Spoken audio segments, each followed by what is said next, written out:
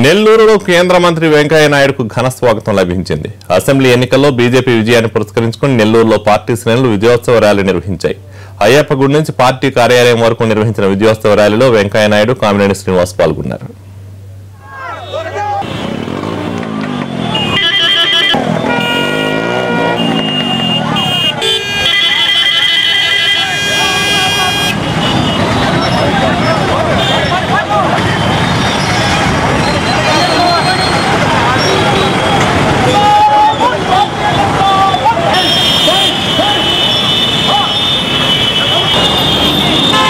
వచ్చాను నేను మొదట రాజకీయాలకు వచ్చినప్పుడు చాలా మంది ఎగతాళి చేశారు.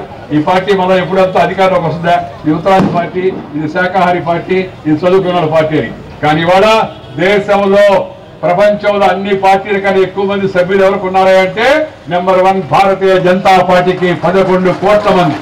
World record.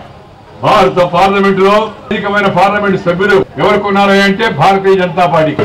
కానీ వాళ్ళ Bharatiya Janata party Nationalist party కాదు, నేషనల్ పార్టీగా తయారైంది.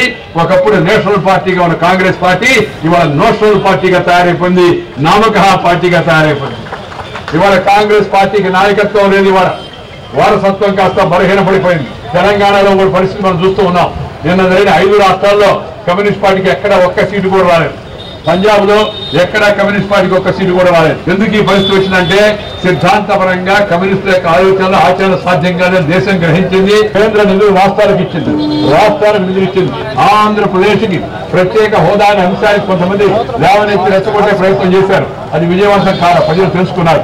హోదా కావాలన్నా హోదాని మించిన ఆదా కావాలంటే జనం మాకు ఆదా కావాలా, నామకహ హోదా ఇస్తే ఉపయోగం చెప్పని స్పష్టంగా తీర్పిచ్చారు. ఇవాళ మోడీ గారి ప్రభుత్వం 3,25,000 కోట్ల కేంద్ర ప్రభుత్వ వివిధ పథకాలను ఆంధ్రప్రదేశ్ కు అనుసంధానం చేసింది. దాంతో పాటు ఒకవేళ కానీ కేంద్రం కానీ ప్రత్యేక హోదా ఇచ్చుంటే 3,000 కోట్ల రూపాయలు అదనంగా వచ్చుండి ఆ 3,000 కోట్ల కన్నా మించిన విధంగా విదేశ రుణాలు తీసుకునే ప్రాజెక్టుకు రాష్ట్ర ప్రభుత్వం ఖర్చు పెట్టుకుంటే దాన్ని అంతా కేంద్రమే చెల్లిస్తా అని చెప్పని పార్లమెంట్ ద్వారా చట్టబద్ధత కల్పించడాన్ని మన మంత్రివర్గం ఆలోచించిందని మీ అందరూ కూడా మనం చేస్తా ఉన్నాం.